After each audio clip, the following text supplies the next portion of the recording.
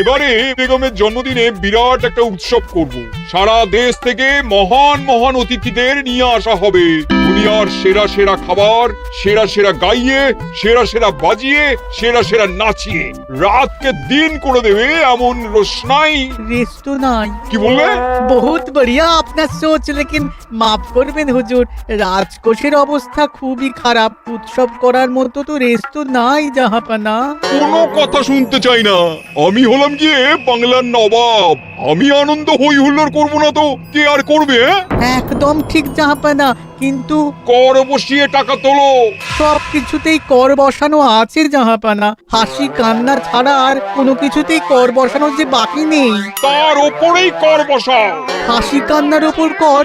না, শীতকাল আসছে, বসাও বসাও কর হাঁচির ওপর। হ্যাঁ, হাতির ওপর কর?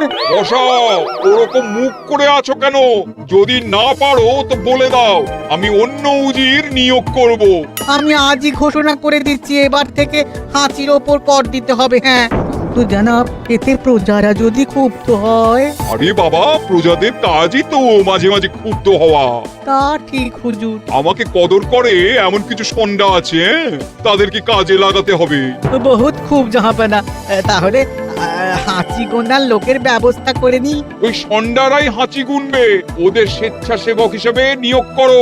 বহুত খুব জাহাপানা। সব জায়গায় লোক পাঠাতে শুরু করো। তবে কৃষ্ণনগরে বেছে বেছে লোক পাঠাবে। আর মনে রেখো, ওখানে গোপাল আছে।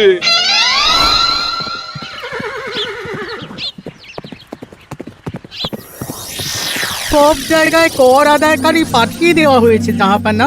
আপনার কথা মতো তাদের বলে দেওয়া হয়েছে যে আদায় হওয়া করের 10% তাদের বেতন হিসেবে দেওয়া হবে। সুতরাং কর আদায়ে কোনো ঢিলেমি হবে না। বহুত আচ্ছা, বহুত আচ্ছা।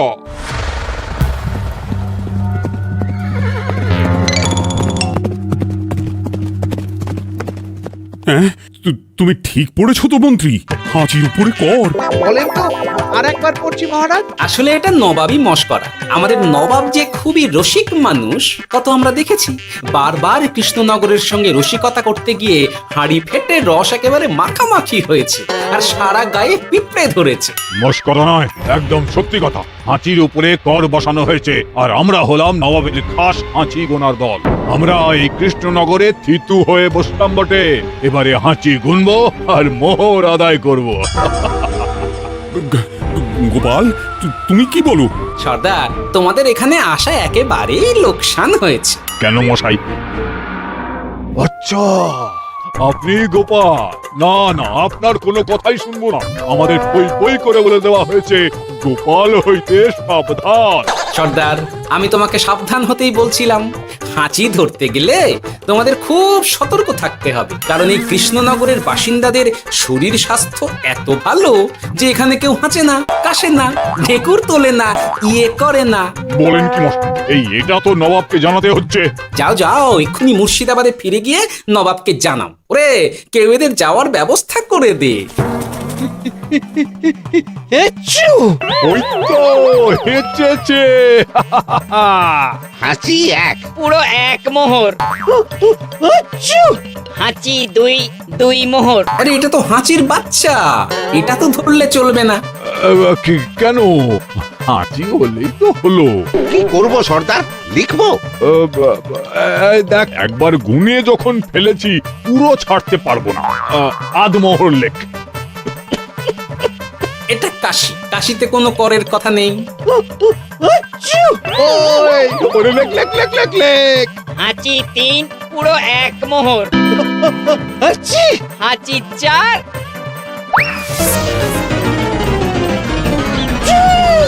হাঁচি 5, লেখো। হাঁচি 6।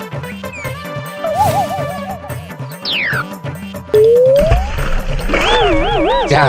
ঝাঁকি রে, শুনেছিলাম কৃষ্ণনগরের মন্ত্রীটা মাথা মোটা। প্রমাণ হয়ে গেল, জল থেকে উঠবে যখন ঠান্ডা লেগে হাঁচি তো আরো বাড়বে। জলে বুড়বুড়ি উঠছে, বেটা জলের তলায় তলায় হাঁচছে। হাঁচি 7।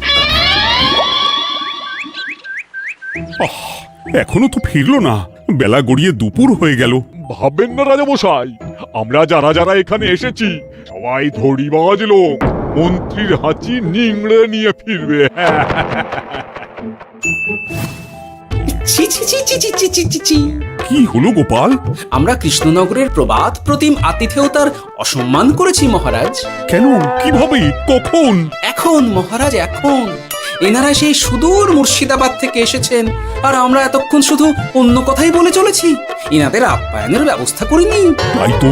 মহারাজ আপনি ব্যস্ত হবেন না। এই কে আছো?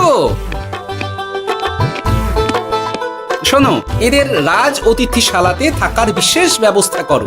এদের খাবার যাবে মহারাজের পাকশাল থেকে। এদের সব সুবিধে অসুবিধে দেখার জন্য দাস দাসী নিযুক্ত থাকবে। এই চলো হে চলো। আরে দাঁড়াও সর্দার, হ্যাঁ বলুন। তোমাদের তো আবার গোপালের কথা শোনা বারণ। আমার ব্যবস্থায় বোধহয় তোমরা থাকবে না। বাদ দিন তো, আসলে ভয় ছিল আপনার বুদ্ধিকে, আর ভয় নেই। কেমন আগু পিছু বিচার না করেই বলে ফেললেন এখানে কেউ হাঁচে না। বুঝে গেছি, আসলে গোপাল হলো গল্প। এই চলো হে চলো, ও বড্ড খিদে পেয়েছে। প্রহরী, এই সর্দারের দলের বাকি লোকগুলো এলে এদেরকেও অতিথিশালায় নিয়ে যেও। হ্যাঁ আচ্ছা। এ কি গোপাল, এই রক্তচোষাগুলোর জন্য তুমি রাজনিবাস আর রাজভোগের ব্যবস্থা করে দিলে? গোপাল কার পক্ষে মহারাজ? এতক্ষণ গোপালের সব কাজ তো কৃষ্ণনগরের বিপক্ষে গেল। বটেই তো, আমি মনে মনে গণনা করে দেখলাম গোপালের শুল যোগ শুরু হয়েছে। আগামী 1 যুগ ধরে গোপাল যেখানে থাকবে সেখানে রাহুর প্রকোপে দুঃখ দারিদ্র মহামারী একসঙ্গে এসে ধরা পড়বে। মহারাজ, গোপাল কখনো কৃষ্ণনগরের খারাপ ভাবেনি। সে যখন ওই রক্তচোষাদের রাজভোগে রাখার ব্যবস্থা করেছে, তখন বুঝতে হবে এর মধ্যে একটা ঘোরতর পেঁচ আছে।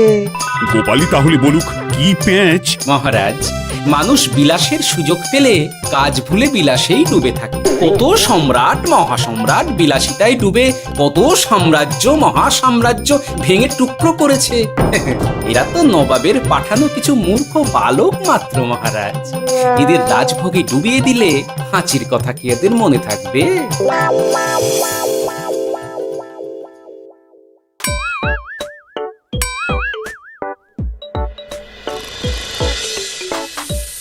কি ব্যবস্থাপনা সব ঠিক আছে তো? হ্যাঁ হ্যাঁ, খাসা ব্যবস্থা হয়েছে। আপনারা আমাদের অতিথি বলে কথা, আরাম করুন।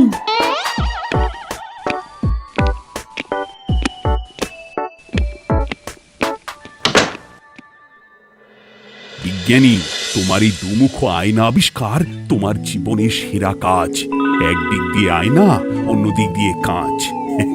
কেউ জানতেই পারবে না যে তার উপর নজর রাখা হচ্ছে। অনবদ্য অনবদ্য। মহারাজের জয় হোক। কিন্তু মহারাজ, এই কৃতিত্বের মূল ভাগীদার আমাদের মন্ত্রী। তাই নাকি? হ্যাঁ মহারাজ, মন্ত্রীর দুমুখ কাজকর্ম দেখেই দুমুখ আয়নার কথা আমার মাথায় আসে। মুখ সামলে কথা বলো বিজ্ঞানী। ওরা শুনতে পাচ্ছে। যা চেঁচালেন 20 ইঞ্চির দেওয়াল ভেদ করে ওদিকে চলে যাবে কথা। এই কে যেন কাকে মুখ সামলে কথা বলতে বললো? ওই ওই বাইরে কেউ বলেছে। এই তোমরা সবাই শোনো, অতিথিদের যেন আদর যত্নের ত্রুটি না হয়। আমি আজ যাই, কাল সকালে আসবো, কেমন? গোপালকে নিয়ে নবাব আর উজির যেমন ভয় দেখিয়ে দিয়েছিল, গোপাল কিন্তু সেরকম নয়। এই তোরা কি বলিস? না না না না না না, গোপাল একটু ওই হাবা গোবা আছে দাদা। দেখো দেখি কেমন বুক পেতে দিয়েছে। এবার ওদেরই বুকে বসে ওদেরই দাড়ি ওপরাবো। গোপালের জবাব নেই, ঠিক সামলে দিল। মহারাজ, এই প্যাঁচটা আমার মাথাতেই এসেছিল, কিন্তু ওই যে নাকে মাছি ঢুকে গিয়েই সব বরবাদ হয়ে গেল। মহারাজ, এই পরিকল্পনা যদি মন্ত্রীর মাথাতে আগে এসে থাকে, তাহলে এদের মন্ত্রী আমার চেয়ে ভালো করে সামলাতে পারবেন মহারাজ। বটেই তো, এই দায়িত্ব আমি নিলাম মহারাজ।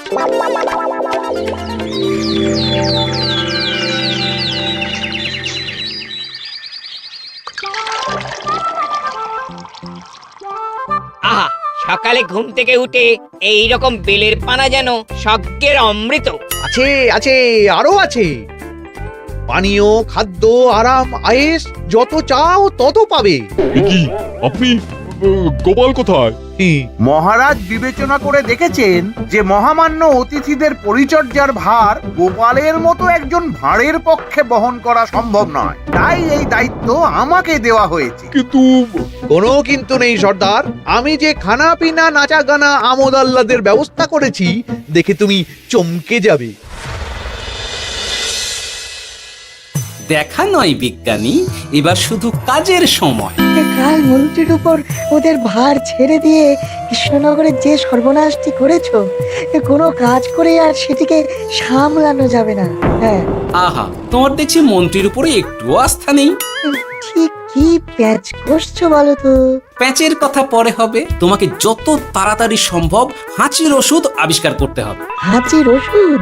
হ্যাঁ, হাঁচির ওষুধ। ওভাবে দেখছো কি বন্ধু? তোমাদের কাজের সব দায়িত্ব এখন আমার কাঁধে। তোমরা আমোদ করবে আর আমি কর আদায় করে তোমার হাতে এনে তুলে দেব। সর্দার, এর মধ্যে একটা চাল আছে মনে হচ্ছে। কি আর আমি বুঝিনি। এখন কি করবে? বিশ্বাস করে আদায় উসুলের ভার এর উপরে ছেড়ে দেবে? পাগল নাকি? মন্ত্রী মশাই, বলো বন্ধু। বলছিলাম আর দেরিতে কাজ কি?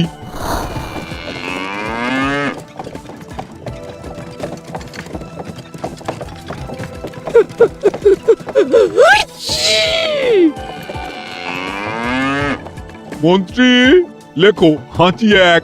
ওহে, তোমার নাম কি? মন্ত্রেশ্বর হুজুরি আগে। লিখুন মন্ত্রী মশাই, নাম লিখুন। ওহে মন্তেশ্বর, হাঁচি কর, এক মোহর ছাড়ো দেখিনি।